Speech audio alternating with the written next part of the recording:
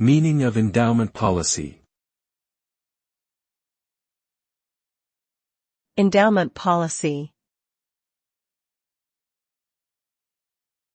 Endowment policy. Endowment policy.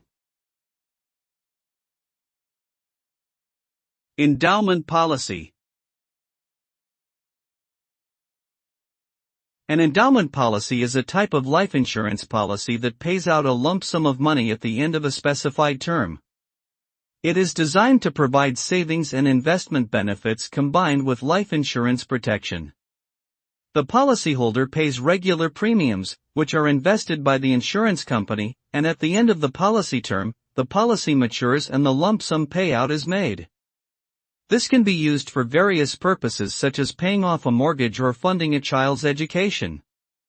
Endowment policies are often marketed as a long-term savings vehicle.